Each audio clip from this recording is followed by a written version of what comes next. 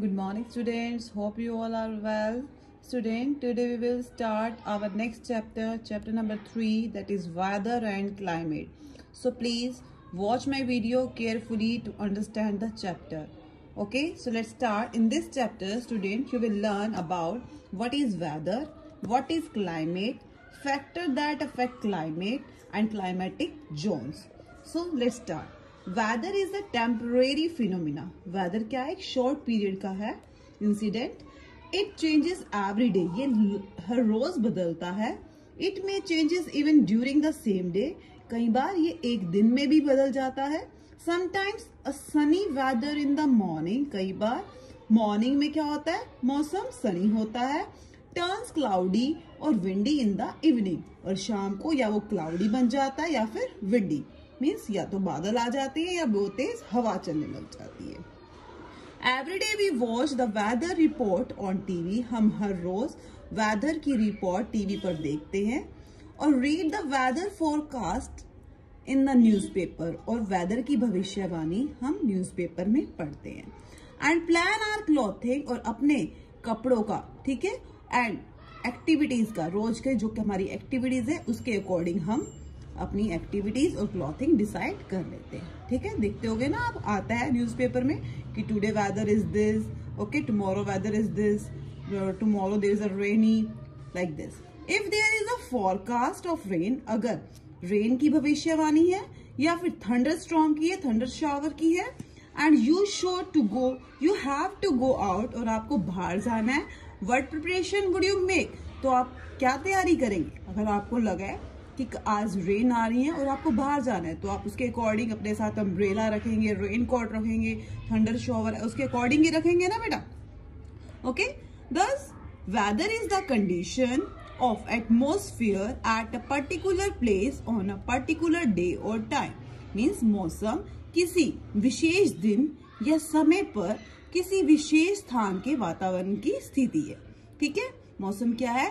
किसी एक particular day या टाइम पर किसी पर्टिकुलर प्लेस की एटमॉस्फेयर की कंडीशन है. Okay, the condition of air, temperature, wind, humidity and rainfall at a particular time determine the weather of that place. ये सब चीजें क्या करते हैं? किसी भी प्लेस के मौसम को निर्धारित करते हैं. Condition of air, temperature, wind, humidity, rainfall, these all are. Okay, ये सब वेदर को डिटरमाइन करते हैं. The climate is the sum total of the weather at a place over a very long period of time. Climate क्या होता है? किसी भी प्लेस का जो वेदर लंबे समय तक चल रहा है, अगर उसका हम टोटल कर दें तो वो क्या बन जाता है? क्लाइमेट बन जाता है. Okay, the weather of a place में कीप चेंजिंग. ठीक है, वेदर किसी स्थान का बदल सकता है, बदलता रहता है. But the climate of a place, लेकिन जो क्लाइमेट है एक जगह का, रिमेन्स मोर और less the same for years and year. वो सालों साल तक एक जैसा ही रहता है. Weather data collected over several decades are used to make climate graphs. जलवायु ग्राफ बनाने के लिए, मीन्स क्लाइमेट ग्राफ बनाने के लिए कई डिकेड्स के, ठीक है, डाटा को, मौसम डाटा को कलेक्ट करके उसका यूज किया जाता है. ठीक है, क्लाइमेट ग्राफ बनाने के लिए. फैक्टर्स जो कि अब क्लाइमेट को अफेक्टेड करते हैं वो कौन कौन से हैं? Number 1, distance from the equator. Please read it carefully. This is our answer also. ठीक है, first distance from the equator. Second altitude. Altitude क्या होती है? हाइट. और elevation both are same. Third distance from the sea. ठीक है, sea से दूरी कितनी है? Fourth direction of the wind, wind की direction. And the third last is fifth humidity. Humidity क्या होती है? The amount of water vapour. We will read in detail also. Today we will discuss only first part, distance from the equator. The climate of a place is greatly influenced by its distance from the equator. किसी भी place का climate सबसे पहले, ठीक है, उसकी इस बात से अफेक्टेड होता है कि उसकी दूरी इक्वेटर से कितनी है, वो इक्वेटर से कितनी दूरी पर है. The place near the equator. जो स्थान इक्वेटर के नजदीक होते हैं वो कैसे होते हैं? हॉटर, बिल्कुल गर्म होते हैं.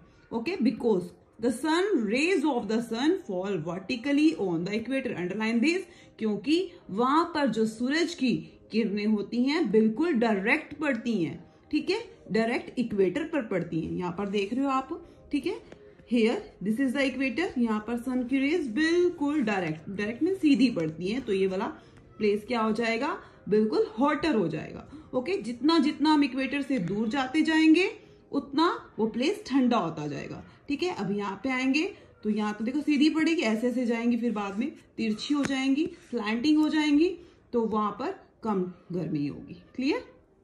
Since the vertical rays cover a smaller area, जब रेज किरणें सीधी पड़ेंगी, ठीक है, तो वो एक स्मॉलर एरिया को कवर करेंगी और वो क्या हो जाएंगी, बहुत ज्यादा कंसंट्रेटेड हो जाएगा वो एरिया, मीन्स वो ज्यादा गर्म हो जाएगा.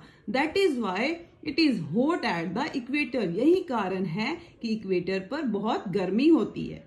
ओके, क्योंकि वहां पर सन रेज बिल्कुल सीधी पड़ती हैं. Clear? Then as we move away from the equator, जैसे मैंने आपको बताया, जैसे जैसे हम इक्वेटर से दूर पोल्स की तरफ जाएंगे, the rays of the sun become slanting, और सन की किरणें कैसी हो जाएंगी, तिरछी हो जाएंगी, and spread over a larger area, और एक बड़े एरिया में फैल जाएंगी.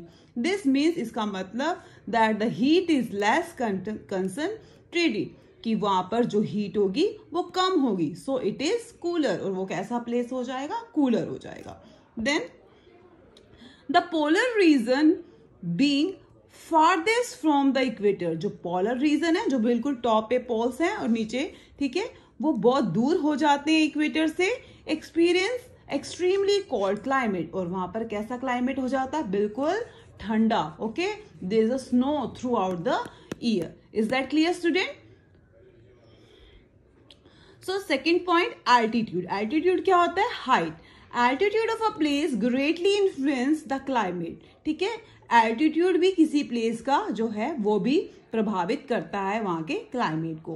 प्लेसेस एट हायर एल्टीट्यूड, जो प्लेस ऊंचाई पर होंगे, हैव कोल्डर क्लाइमेट, उनका क्लाइमेट कैसा होगा, कोल्ड, ठंडा होगा. Then place at lower altitude, किसकी बजाय, जो प्लेस लोअर एल्टीट्यूड पर होंगे. ठीक है, जो नीचे होंगे वो कम गर्म, वो कम ठंडे होंगे, जो जितनी हाइट पर जाएंगे वहां पर उतनी ठंड बढ़ती जाएगी. टेम्परेचर जनरली डिक्रीजेस, टेम्परेचर जो तापमान है वो सामान्यतः गिर जाता है, डिक्रीज हो जाता है एट 1 डिग्री सेंटीग्रेड, हर 1 डिग्री सेंटीग्रेड पर. ठीक है, हर 1 डिग्री सेंटीग्रेड कम हो जाता है for every 100 metre in altitude. ठीक है, 100, जैसे जैसे हम 100 मीटर के हर 100 मीटर को क्रॉस करेंगे तो 1 डिग्री टेम्परेचर क्या हो जाएगा, हमारा डिक्रीज होता चला जाएगा. मीन्स 200 जा रहे हैं तो 2 डिग्री हो जाएगा, 300 जा रहे हैं तो 3 डिग्री हो जाएगा decrease. Clear? Ooty is cool even in summer. आपको पता है कि ऊटी जो है वो समर में भी ठंडा रहता है, बिकॉज, क्योंकि ऑफ इट्स हाइट, क्योंकि वो ऊंचाई पर है. तो it lies near the equator, यद्यपि वो इक्वेटर के नजदीक है फिर भी वो ठंडा है. क्यों ठंडा है, क्योंकि वो हाइट पर है.